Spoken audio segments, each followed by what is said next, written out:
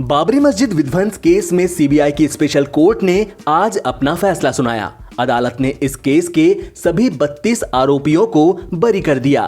Court के इस फैसले को अब हैदराबाद के सांसद और एआईएमआईएम पार्टी के चीफ असदुद्दीन ओवैसी ने अपनी प्रतिक्रिया देते हुए इसे अदालत की तारीख का काला दिन करार दिया।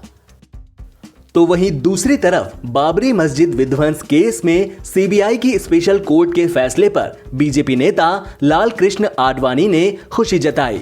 आडवाणी ने अपने वीडियो संदेश में कहा कि बहुत समय बाद अच्छा समाचार मिला। उन्होंने जय श्री राम का नारा भी लगाया। लेकिन ओवैसी ने इस फैसले पर सवालिया निशान लगाते हुए कहा कि क्या जादू से मस्जिद को गिराया गया था। कोई आज एक दिली तकलीफ और दर्द को महसूस करेगा जो भारत के संविधान और भारत के डाइवर्सिटी, भाईचारगी, प्लुरलिज्म पर जिस किसी को आज भी अटूट भरोसा है और यकीन है। आज का ये फैसला सीबीआई कोर्ट का भारत की अदालत की तारीख का एक काला दिन है। और मैं ये इसलिए कहता हूँ क्योंकि सुप्रीम कोर्ट ने 9 नवंबर को जो सिविल डिस्प्यूट के मुकदमे का फैसला दिया था, जजमेंट में सुप्रीम कोर्ट ने कहा था, अंग्रेजी में कहता हूँ कि सुप्रीम कोर्ट ने कहा था कि it is an egregious violation of rule of law. और सुप्रीम कोर्ट ने यह भी कहा था कि ये calculated act of destroying a public place of worship. अब मैं ये समझने से खासिर हूँ कि अगर सुप्रीम कोर्ट ये कहता है कि egregious violation of rule of law, तो क्या कोई जादू से मस्जिद को शहीद कर दिया गया था 6 दिसंबर को? क्या कोई जादू से वहाँ पर 28 और 29 दिसंबर की रात 49 में मूर्तियां रखी गई थी? क्या कोई जादू से उसके ताले खोले गए थे जब राजीव गांधी प्राइम मिनिस्टर थे? इसीलिए मैं ये कहता हूं कि सुप्रीम कोर्ट ने जो बात कही उसके बरखिलाफ आज ये जजमेंट आया है। बाबरी विध्वंस केस में सभी 32 आरोपियों को लखनऊ की सीबीआई अदालत ने बरी कर दिया। कोर्ट ने कहा कि विध्वंस की घटना पूर्व नियोजित नहीं थी और यह अचानक हुई थी। कोर्ट ने सीबीआई के कई साक्ष्यों को भी नहीं माना और 28 साल से चले आ रहे इस विवाद पर अपना फैसला सुना दिया। फैसले के बाद कोर्ट के बाहर आए वकीलों ने बताया कि कोर्ट ने कहा है कि फोटो से कोई आरोपी नहीं हो जाता। कोर्ट ने कहा कि किसी भी तरीके से विवादित ढांचा गिराने का कोई भी प्रयास आरोपित व्यक्तियों ने नहीं किया था। कोर्ट ने यह भी कहा कि अगर यह षड्यंत्र आरोपित व्यक्तियों ने किया होता तो रामलला की मूर्तियों को वहां से पूर्व में ही हटा दिया जाता। कोर्ट ने यह भी कहा कि यह पूर्व नियोजित घटना नहीं थी बल्कि अचानक हुई थी। अदालत ने कहा कि जो साक्ष्य मिले हैं वो सभी आरोपियों को बरी करने के लिए पर्याप्त हैं। कोर्ट ने सीबीआई के साक्ष्य पर भी सवाल उठाए। कोर्ट ने कहा कि एसएपी सील बंद नहीं थी और इस पर भरोसा नहीं किया जा सकता। वहीं all India Muslim personal law board के वरिष्ठ सदस्य और अधिवक्ता जफर याब जिलानी ने बाबरी मस्जिद विध्वंस मामले में विशेष सीबीआई अदालत द्वारा बुधवार को सभी 32 अभियुक्तों को बरी किए जाने के फैसले को गलत बताते हुए कहा कि इसे उच्च न्यायालय में चुनौती दी जाएगी। जिलानी ने मीडिया से बातचीत में कहा कि विशेष सीबीआई अदालत का फैसला बिल्कुल गलत है। अदालत ने सबूतों को नजरअंदाज करते हुए यह निर्णय लिया है।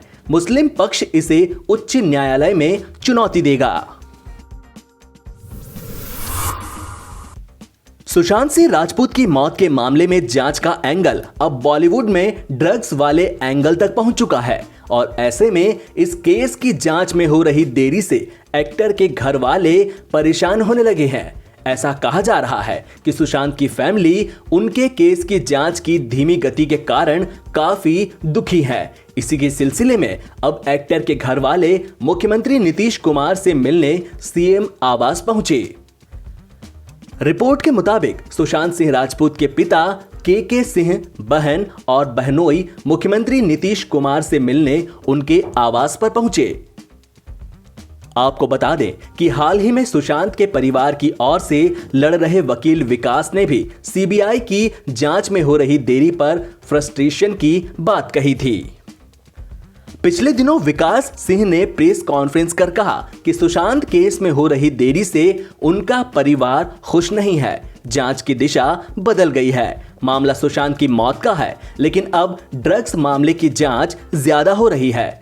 सुशांत का परिवार ऐसे हालात में खुद को बेबस महसूस कर रहा है। विकास सिंह ने यह भी दावा किया कि सुशांत की हत्या हुई है।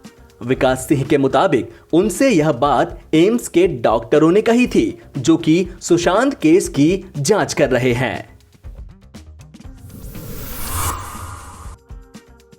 मालदीव ने कोरोना वायरस वैश्विक महामारी के बीच द्वीप राष्ट्र की मदद के लिए $25 करोड़ की वित्तीय सहायता मुहैया कराने पर भारत को धन्यवाद दिया है। भारत इस महामारी से निपटने के लिए मालदीव को सबसे बड़ी वित्तीय सहायता देने वाला देश है।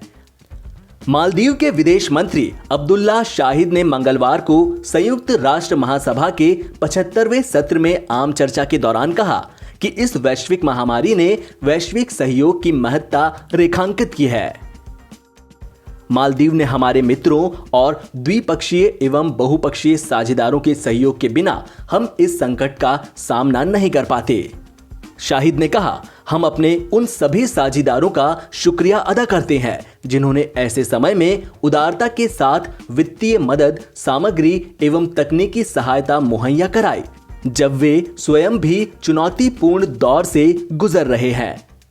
इसका एक उदाहरण भारत है। भारत ने हाल ही में $25 करोड़ की सहायता मुहैया कराई, जो कि इस वैश्विक महामारी के दौरान किसी एक देश द्वारा मुहैया कराई गई सबसे बड़ी वित्तीय सहायता है। मंत्री ने उम्मीद जताई कि कोरोना वायरस का टीका विकसित होने पर हर व्यक्ति तक इसकी पहुंच सुनिश्चित की जाएगी।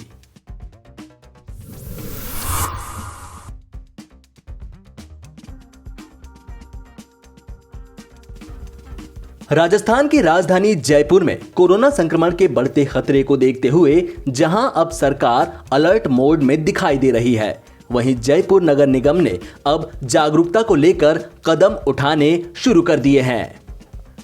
दरअसल जयपुर शहर में रोजाना बढ़ती कोरोना संक्रमितों की संख्या के बाद अब नगर निगम ने बिना मास्क लगाकर घूमने वालों का चालान बनाने के साथ उनको जागरूक करने के लिए मास्क देने का फैसला किया। आपको बता दें कि मास्क ना पहनने वालों को लेकर सख्त कार्रवाई के लिए अब नगर निगम ने अपनी सक्रियता बढ़ा दी है। नगर निगम मुख्यालय में आयुक्त ग्रेटर दिनेश कुमार यादव और आयुक्त हेरिटेज लोकबंधु की अध्यक्षता में मीटिंग में इसे लेकर कई अहम फैसले लिए गए। निगम अधिकारी से मिली जानकारी के मुताबिक अब जोन स्तर पर कार्यवाही होगी। इसके लिए जोन स्तर, मुख्यालय स्तर और विजिलेंस की अलग अलग टीमें बनाई जाएंगी। इसके लिए जोन स्तर, मुख्यालय स्तर और विजिलेंस की अलग अलग टीमें बनाई गई हैं। आपको बता दें कि दरअसल शहर में रोजाना कोरोना वायरस संक्रमण मरीजों की संख्या 400 से ज्यादा आने लगी है। ऐसे में प्रशासन और सरकार की चिंता बढ़ती दिखाई दे रही है। वहीं राजधानी में मौतों का आंकड़ा भी तेजी से बढ़ रहा है। जयपुर में सबसे ज्यादा 320 मौतें अब तक हो चुकी हैं।